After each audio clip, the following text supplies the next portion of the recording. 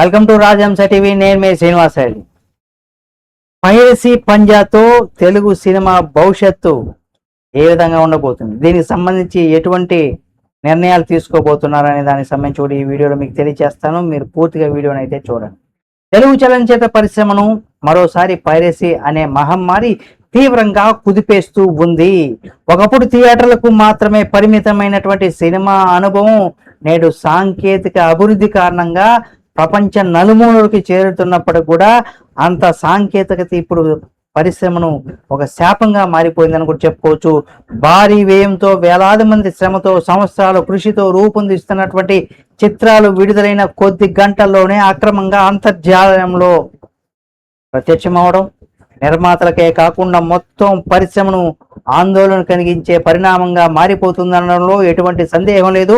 ఇటీవల విడుదలైనటువంటి పలు ప్రముఖ చిత్రాలు పైరసీ బారిన పడడం ఈ సమస్య ఎంత తీవ్రంగా మారిందో మరోసారి స్పష్టం అవుతుంది. పరిశ్రమ భవిష్యత్తు కూడా ప్రమాదంలో పడిపోయిందని కూడా చెప్పుకోవచ్చు. అగ్ర హీరోలు నటించినటువంటి తాజా చిత్రాలు కూడా అక్రమంగా అంతర్జాలంలో ప్రత్యక్షమవడం కేవలం కొన్ని చిత్రాలకు సంబంధించిన సమస్య కాదు, ఇది మొత్తం చిత్ర పరిశ్రమకు భవిష్యత్తుకే ముప్పుకు సంకేతంగా చెప్పుకోవచ్చు. మరి భారీ అంచనాలతో విడుదలైనటువంటి ఈ చిత్రాలు థియేటర్లో ప్రేక్షకులను ఆకర్షిస్తున్న సమయంలోనే పైరసీ రూపంలో బయటకు రావడం వల్ల నిర్మాతలు ఎదుర్కొనేటువంటి నష్టం అంచనాలకు అందనేదని కూడా చెప్పుకోవచ్చు. విడుదలైన గంటల్లోనే వచ్చేస్తుంటే ఒక సినిమా ఒక కళ మాత్రమే కాదు, ఒక పెద్ద పరిశ్రమ కూడా. ఇందులో నటీనటులు, దర్శకులు, నిర్మాతలు, అలాగే సంగీత దర్శకులు, రచయితలు మాత్రమే కాదు, వెనక పనిచేసేటువంటి వేలాది మంది కార్మికులు తమ జీవనాధారాన్ని ఈ రంగం పైన ఆధారపడి కొనసాగిస్తూ ఉంటారు. ఒక సినిమా రూపొందించడానికి కోట్ల రూపాయలు పెట్టుబడి అవసరం అవుతూ ఉంటుంది. ఆ పెట్టుబడి తిరిగి పొందడానికి థియేటర్లో వచ్చేటువంటి ఆదాయమే ప్రధాన ఆధారం. కానీ సినిమా విడుదలైన కొద్ది గంటల్లోనే అక్రమంగా అంతర్జాలంలోకి ఇక్కడ అందుబాటులోకి వస్తే ప్రేక్షకుల్లో కొంతమంది థియేటర్లకు వెళ్లకుండా ఇంటి వద్దనే చూసే అవకాశం ఉంటుంది. ఇది నిర్మాతల ఆదాయాన్ని తీవ్రంగా దెబ్బతీస్తుంది. అయితే చిత్ర పరిశ్రమ రక్షణ తప్పనిసరిగా ఇక్కడ చేయాల్సినటువంటి పరిస్థితి ఉంది.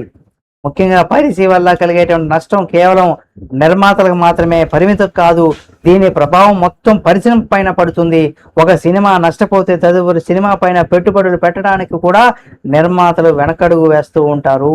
కొత్త కథలకు అవకాశాలు తగ్గిపోతూ ఉంటాయి. కొత్త దర్శకులు కావచ్చు, కొత్త నటీనటులు అవకాశాలు కూడా దూరం అవుతూ ఉంటాయి. చిన్న చిత్రాలు పూర్తిగా నిలిచిపోతూ ఉంటాయి. దీనివల్ల పరిశ్రమలో సృజనాత్మకత తగ్గిపోతూ ఉంటుంది. చివరికి ప్రేక్షకులే నాణ్యమైనటువంటి సినిమాలకు దూరం అయిపోతూ ఉంటారు. తెలుగు చిత్ర వాణిజ్య మండలిలో ఈ సమస్య అత్యంత తీవ్రంగా పరిగణించడం ఇక్కడ సముచితమైనటువంటి నిర్ణయం. పైరసీ వెబ్సైట్ల పైన కేసు నమోదు చేయడం, వాటిని నిరోధించేందుకు చర్యలు తీసుకోవడం వంటి చర్యలు పరిశ్రమ రక్షణకు అవసరమైనవే. అయితే ఇది ఒక సంస్థతో సాధ్యమయ్యే పని కాదు. ప్రభుత్వం, పోలీసు వ్యవస్థ, అంతర్జాతీయ సేవల సంస్థలు, ముఖ్యంగా ప్రేక్షకులు కలిసి పనిచేస్తేనే పైరసీ సమర్థవంతంగా పోరాడగలం. అయితే పైరసీ పోరాటం తాత్కాలికం కాదు. అంతిమంగా చెప్పాలనుకుంటే పైరసీ పైన పోరాటం అనేది కూడా ఒక్క రోజులో పూర్తయ్యేటువంటి పని కాదు, ఇది నిరంతర ప్రక్రియ. దీనిని ఒక చట్టపరమైనటువంటి చర్యలతో పాటుగా సామాజిక అవగాహన కూడా అవసరం. ప్రతి ప్రేక్షకుడు తన బాధ్యతను గుర్తించి ముఖ్యంగా సినిమాను థియేటర్లో లేదా చట్టబద్ధ మార్గాల్లోనే చూడాలని నిర్ణయించుకుంటేనే ఈ సమస్యను శాశ్వత పరిష్కారం దొరుకుతుంది. తెలుగు సినిమా ప్రపంచవ్యాప్తంగా గుర్తింపు పొందినటువంటి ఈ సమయంలో పైరసీ అనే ప్రమాదాన్ని నిర్లక్ష్యం చేస్తే అది పరిశ్రమ అభివృద్ధికి పెద్ద అడ్డంకిగా మారుతుంది. అందుకే కళను కాపాడడం అంటే కేవలం కళాకారుల బాధ్యత మాత్రమే కాదు, ప్రతి ప్రేక్షకుడు సామూహిక కర్తవ్యంగా గుర్తుంచుకోవాలని కూడా చెప్పుకోవచ్చు. కాబట్టి మీరేమనుకుంటున్నారు అనేది కూడా మీరు మీ యొక్క అభిప్రాయాన్ని కామెంట్ రూపంలో తెలియచేయండి.